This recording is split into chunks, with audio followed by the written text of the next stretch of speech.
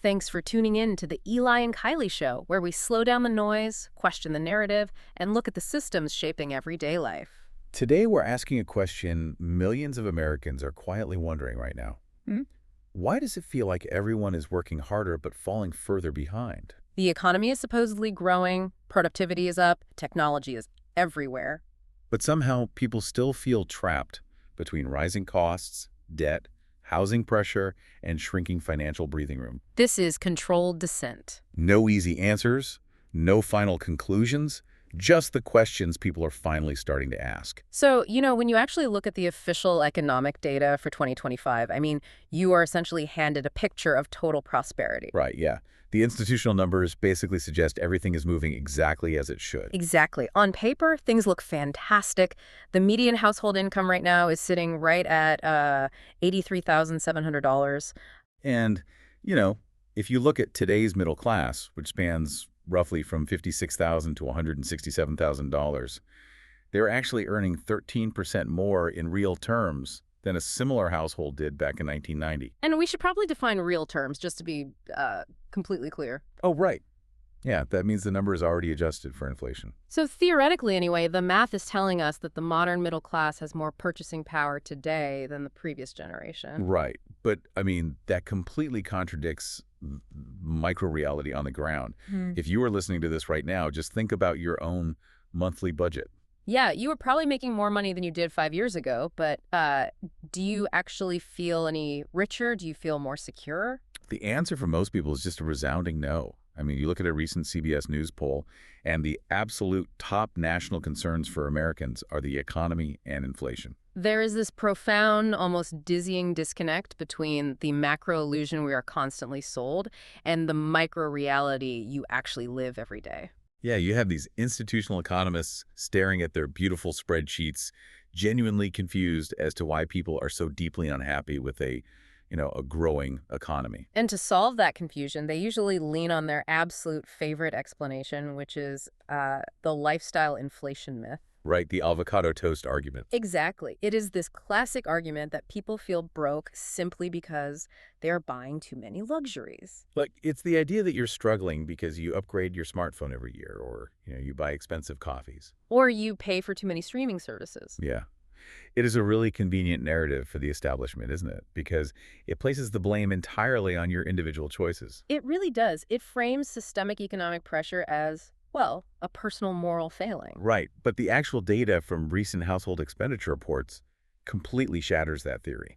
Let's unpack that because it's a massive revelation. What does the data actually show about how modern families spend their money? It shows that modern families actually spend a smaller percentage of their income on discretionary categories like food, clothing, and entertainment than they did in the 1970s. Wait, really? So you're telling me that we are actually spending less on the daily lifestyle stuff than our parents did? Yes, absolutely. Oh, wow. So if your money isn't bleeding out through constant lifestyle upgrades and, discretionary spending, where exactly is it going? I feel like this is the moment in this deep dive where you realize we are essentially being gaslit by a spreadsheet. We really are. The macro numbers look fantastic because they average everything out. But they completely ignore the hyperinflation of what we call the big three fixed costs. Housing, healthcare, and education. Exactly. Those are the unavoidable pillars of a middle-class life. And the costs of those three pillars have entirely detached from median wage growth. They are living in a completely different stratosphere. Think about the mechanism here. You can buy a massive flat-screen TV today for a fraction of what it cost 20 years ago. Right, and because consumer goods like TVs and electronics are so cheap, the aggregate inflation metrics look relatively calm on paper. But you cannot live inside a flat-screen TV. No, you definitely can't. And you cannot pay for a medical procedure or a college degree with the savings from a cheap laptop. So the spreadsheet tells you inflation is under control, while the things you actually need to survive are quietly bankrupting you. Right. And if we want to understand the structural shifts that created this hostile environment, we have to rewind to the late 1970s. Yeah, that is when a massive systemic divergence began. It's what economists call the productivity pay divergence. Which is probably the single most important economic chart of the last 50 years. And yet, it almost never gets discussed in mainstream media. It really doesn't. So between 1979 and 2019, The productivity of the American worker absolutely skyrocketed. It went up by 59.7%. Meaning the workforce became incredibly efficient. Exactly. They generated massively more value, more goods, more services. But over that exact same four-decade period, the median worker's pay only crept up by 13.7%. Just pause and think about what that actually means for a second. It's staggering. It's like baking pies for a bakery. In the 1970s, you baked 10 pies a day and got to keep one. Okay.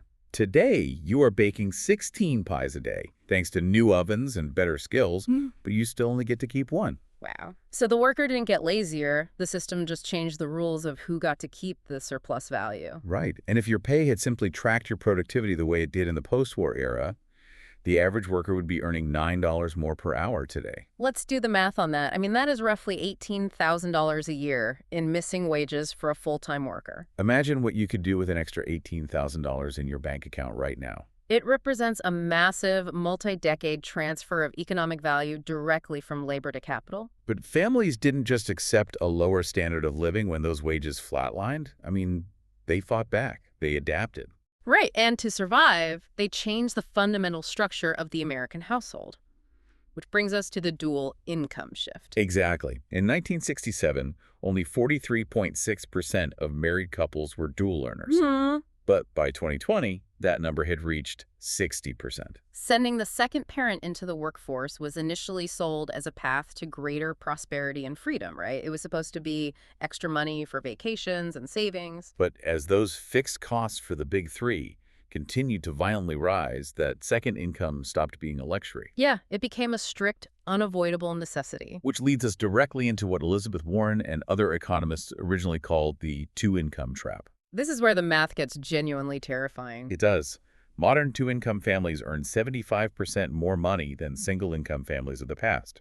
But here's the paradox. They actually end up with 25% locked discretionary income to show for it. It sounds impossible at first glance. Like, how do you earn nearly double the household money, but end up with significantly less breathing room at the end of the month? Because millions of families all got that second income at the exact same time. And what did they do with that new money? They used it to bid against each other for survival necessities. Right. It's like being at a concert where everyone is sitting down. One person stands up to get a better view, and, it works perfectly for them. But once everyone stands up to get that same view, no one can see any better than they did before. Exactly. And now everyone's legs are just tired. We essentially double our household work hours just to afford the exact same middle-class view.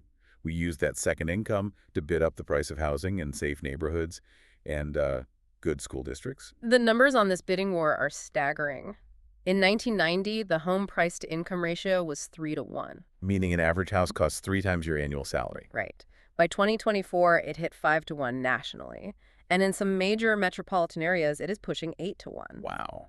Adjusted for inflation, home prices are up 198% since 1970. And sending both parents to work also created entirely new mandatory expenses, like the explosive cost of childcare. Oh, absolutely. Childcare now consumes roughly 13% of a married couple's income.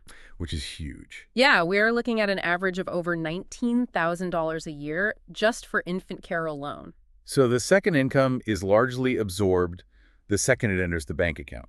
I mean, it goes straight to the inflated cost of housing the family and the cost of having someone watch the children while you work. But families didn't just lose their money in this historical transition. They lost a vital layer of systemic safety. They lost what economists call their implicit insurance policy. This is such a critical concept to understand. The non-working spouse wasn't just staying home to bake cookies. They were an active economic buffer. Right. If the primary earner lost their job or got injured or the economy took a dive, the non-working spouse could immediately step into the labor market. They could grab a job to keep the family afloat during the emergency. It was a built-in backup parachute. But today, both incomes are absolutely required just to cover the baseline mortgage and childcare costs. There is no backup parachute left to deploy. Meaning a single job loss or a single medical emergency is no longer just a temporary setback. No, it is an immediate existential financial catastrophe for the modern household. You are constantly walking a tightrope without a net. And because that buffer is entirely gone and those big three costs just keep climbing, Americans have had to find another way to plug the hole between their stagnant wages and their daily survival. They have turned to debt.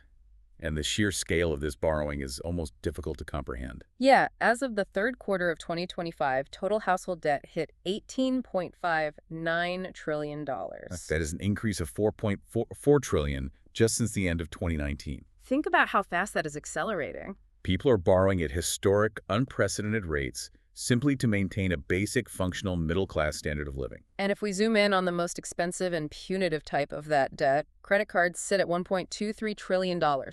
And 46% of cardholders are now carrying a balance from month to month, getting utterly crushed by the interest. This is where the data really destroys the narrative of lifestyle inflation. Exactly. You might assume that trillion-dollar balance is from people taking lavish vacations or buying designer clothes. But according to Bankrate's 2025 review, a crucial 73% of those carried balances are being used to cover basic needs. We are talking about groceries, car repairs, medical bills. Buying diapers. Yeah, it is not a splurge.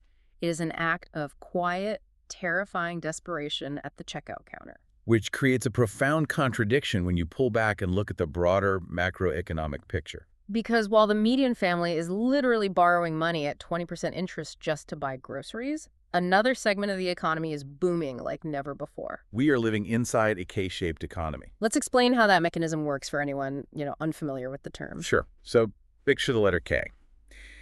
The economy has entirely split in two directions. Right. The top line of the K is shooting straight up for the wealthy, while the bottom line is sliding straight down for the working class. And there is no middle line anymore. I mean, the people on the upward slope are not even participating in the same economy as the people on the downward slope. No, not at all. For a very select few, things have literally never been better.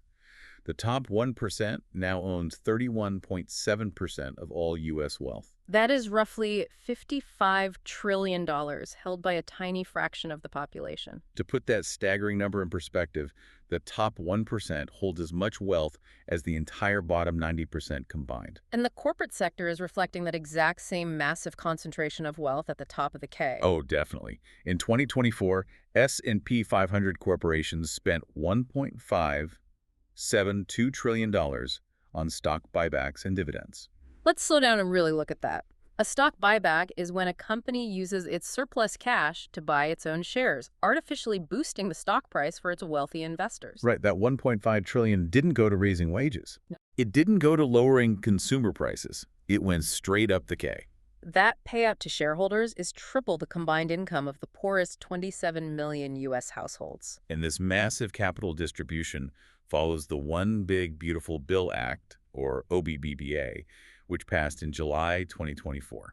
That specific legislation handed corporations nearly $1 trillion in tax breaks. So you have a system operating with two completely different, contradictory sets of rules regarding risk and capital. It highlights a profound systemic hypocrisy in how our society manages survival. High-interest credit cards have essentially become a privatized safety net for the working class. While major corporations receive trillion-dollar tax buffers from the government to ensure their stability, everyday citizens are left completely alone to finance their own survival. And they are doing it at predatory interest rates. They are borrowing money from the very financial institutions enjoying those tax breaks just to buy eggs and milk. Which brings us to a series of unanswered questions about the systemic design of our economy. Because the American middle class is objectively shrinking. It went from making up 61% of the country in 1971 down to 51% in 2019. And as that middle class shrinks, the burden of systemic risk has been methodically transferred from institutions directly onto the shoulders of the individual. You can see this happening clearly in how we handle retirement. Yeah, a few generations ago, the standard was defined pensions. Right. The corporation took on the market risk, they took on the longevity risk, they guaranteed you a payout until you died. But the shift to 401k plans completely removed that risk from the corporate balance sheet. It pushed all of that immense, complicated financial risk onto everyday workers. You are now expected to be an amateur hedge fund manager just to secure your own old age. And the result of that risk transfer is devastating. Studies show that 26% of late-wave boomers will actually have lower family incomes at age 67 than they do now. Yet we expect individuals to navigate this high-risk, high-stakes system with absolutely zero structural training or support. The data on this is incredibly bleak. The 2025 TIAA Institute survey shows that U.S. financial literacy is entirely stagnant. Adults correctly answer only 49% of basic financial questions. They are essentially flipping a coin on the economic decisions that will dictate their survival. And because this system is so unforgiving, 28% of the population is so financially fragile that they could not come up with $2,000 for an unexpected emergency. Which forces us to ask an uncomfortable institutional question as we wrap up this deep dive. Yeah. The entire cost structure of middle-class life has violently broken away from the reality of median earnings. It is a massive decoupling. So we have to ask, is this just a temporary glitch in the matrix? Or is this the predictable, perfectly designed outcome of a system built to endlessly move surplus labor value upward? If you look at the $1.5 trillion in stock buybacks sitting right next to the $1.2 trillion in credit card debt, I mean, it becomes very hard to see it as just a coincidence. The institutional safety nets were dismantled. The fixed costs for survival were inflated. And the wages were cleanly decoupled from the actual value being produced by the workforce. Which leaves you with one final, deeply concerning thought to take away from this analysis today. If the engine of the current economy is running on the fumes of $18 trillion in consumer debt, and if maxed out credit cards are essentially acting as a substitute for actual living wages to keep people housed and fed, what exactly happens to the entire system when the American consumer simply cannot borrow another dime? it is a massive question, and one the spreadsheets don't have an answer for yet. The sources used for this episode are listed in the description below. And next time on the Eli and Kylie show, the hidden surveillance boom nobody is talking about. We'll look at how surveillance has expanded far beyond cameras into phones, cars, apps, smart devices, financial systems, and everyday infrastructure. And why most people barely notice it happening. If this episode made you think differently, or if you completely disagree, leave a comment below. We want the debate. We want the disagreement. That's where the real conversations begin. Like, subscribe, and share this episode with someone still trying to figure out why the system feels harder to survive in, even when they're doing everything right. And we'll see you next time.